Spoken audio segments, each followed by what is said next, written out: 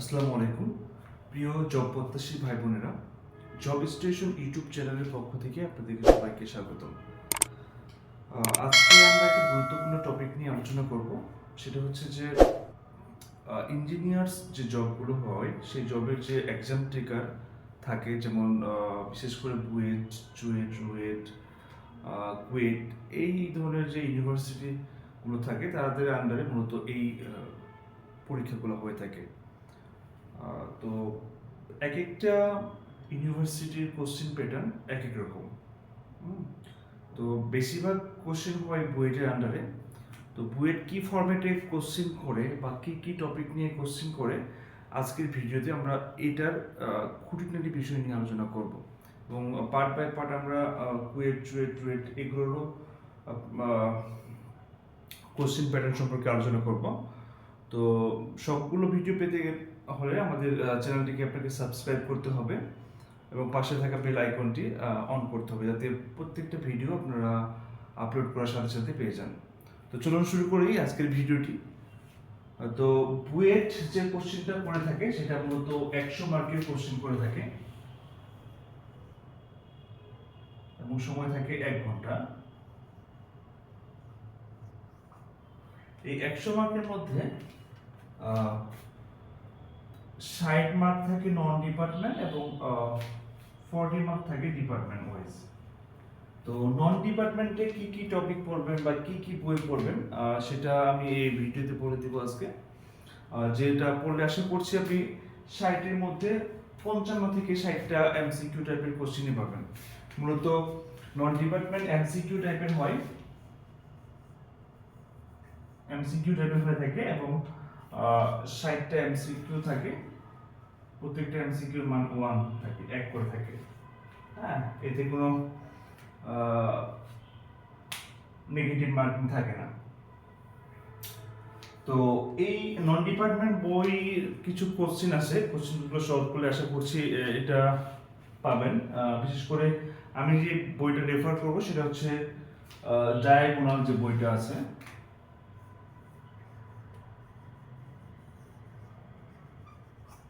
Diagonal বইটা পড়তে পারেন। এখানে অনেকগুলো কোশ্চেন থাকে আপনার বুয়েট এর আন্ডারে। এটা সলভ করলে আশা করছি কোশ্চেন প্যাটার্ন সম্পর্কে ধারণা পাবেন, পাশাপাশি ওই বইটা কভার আপ করলে আপনারা অনেক প্রশ্ন সেখান থেকে কমন পাবেন। কারণ বুয়েটের আন্ডারে যে পরীক্ষাগুলো হয় এমসিকিউ টাইপের, অনেকগুলো কোশ্চেনই কিন্তু রিপিটেড কোশ্চেন হয়, এটা দেখবেন। তো নন ডিপার্টমেন্টে আজকে আলোচনা করবো না, কারণ নন ডিপার্টমেন্ট সম্পর্কে আমি পূর্বের ভিডিওতে বিস্তারিত আলোচনা করছি। আপনারা চাইলে আমাদের চ্যানেলটি ভিজিট করে সেই ভিডিওটি আপনারা দেখে নিতে পারেন। আমরা আজকে আলোচনা করব ডিপার্টমেন্ট যে 40 মার্ক, সেই 40 মার্কের কোন কোন টপিক থেকে এই 40 মার্ক হয়ে থাকে বা কোন কোন ম্যাথগুলো করলে আমি এই 40 মার্কের মধ্যে 40 মার্কই কমন পাবো, সেই টপিকগুলো নিয়ে আমরা আজকে আলোচনা করব।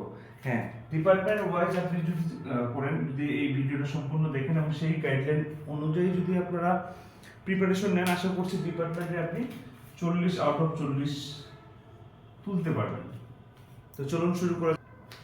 তো বুয়েটে যে 40 মার্ক ডিপার্টমেন্ট ওয়াইজ থাকে, তার 40 মার্কে কিন্তু ম্যাথ থাকে। হ্যাঁ, বুয়েট সবসময় ম্যাথ আকারে কোশ্চেন করে থাকে। তো এখানে 8টা ম্যাথ থাকে এবং সেটার 5 মার্ক করে থাকে, আর 40 মার্ক হয়ে থাকে। এর মধ্যে ইলেকট্রনিক্স পার্ট আছে, ইলেকট্রিক্যাল পার্ট আছে।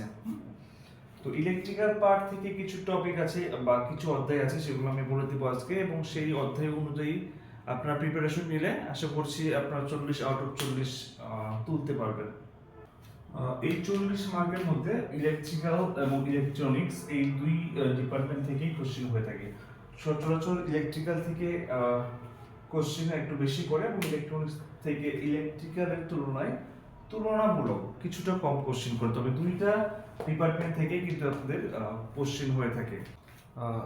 তো এই 8টা কোশ্চেনের মূলত 5টার মতো থাকে ইলেকট্রিক্যাল পার্টে এবং 3টার মতো থাকে ইলেকট্রনিক্স পার্টে। তো চলুন দেখে নিই আমরা কোন কোন অধ্যায় থেকে অঙ্ক আসে।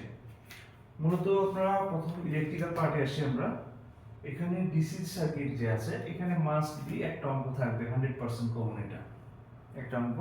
এই ডিসিটা সহজে সবাই পারে, ডিসি সার্কিট মানে সবাই এই ম্যাথটা অ্যান্সার করতে পারে, কারণ সবার এটা মূলত 1.5 এর মধ্যে পড়ে। এরপরে আসে এসি সার্কিট এবং পলিফেজ সার্কিট, এখান থেকে একটা ম্যাথ পাবেন আপনারা।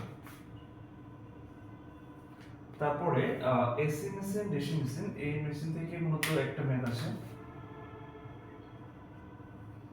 এরপরে ট্রান্সফরমার এবং ইন্ডাকশন মোটর, এখান থেকে আপনারা একটা অঙ্ক পাবেন।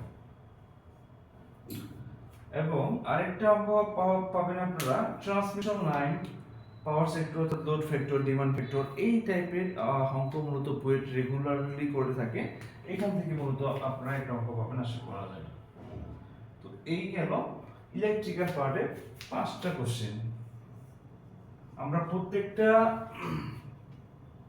কোশ্চেনের জন্য আলাদা আলাদা করে আমাদের এই চ্যানেলে ভিডিও আপলোড করব। আশা করছি আপনারা সম্পূর্ণ ভিডিও পেয়ে যাবেন এবং খুব সুন্দর মতো করে সেগুলো বিস্তারিত আলোচনা করব, সেগুলো দেখে আশা করছি এই কোশ্চেনগুলো আপনারা ক্লিয়ার করে নিতে পারবেন। এরপরে আসা যাক আমরা যদি দেখি ইলেকট্রনিক্স পার্টে, এখানে মূলত 3টা বা 4টা কোশ্চেন হয়ে থাকে। ডায়োড, ট্রানজিস্টর, ফেট এবং রেকটিফায়ার, এইখান থেকে এই 4টার মধ্যে 4টা টপিক থেকে আপনারা একটা কোশ্চেন পাবেন। তারপরে কমিউনিকেশন, ডিজিটাল ইলেকট্রনিক্স, কমিউনিকেশনের ক্ষেত্রে পরে আপনার অপটিক্যাল ফাইবার কমিউনিকেশন, এই ম্যাথ টাইপের কিছু কোশ্চেন থাকে, এগুলো আপনারা পাবেন এখান থেকে একটা কোশ্চেন। এবং আরেকটা কোশ্চেন পাবেন অপারেশনাল অ্যামপ্লিফায়ার, এটা মোস্ট একটা ইম্পর্টেন্ট অধ্যায় আপনার ট্রিপলি ডিপার্টমেন্টের জন্য, এবং কার্নোট ম্যাথের সাথে আছে। এখান থেকে আপনারা একটা অঙ্ক পাবেন ইলেকট্রনিক্স ডিপার্টমেন্ট থেকে। তো আশা করছি এই টপিক বা এই সিলেবাস অনুযায়ী যদি আপনারা আপনাদের প্রিপারেশনটা নেন, 40-এর মধ্যে 40 পাওয়াটা কোনো টাফ বিষয় দাঁড়াবে না, এবং 40-এর মধ্যে 40 অনেকেই পায়, এবং আশা করছি ম্যাথ টাইপের যেহেতু এই অঙ্কগুলো হয়ে থাকে, সবাই 40-এর মধ্যে 40 পাবেন আশা করা যায়। তো আজকের ভিডিওটা এই পর্যন্তই, ধন্যবাদ সবাইকে।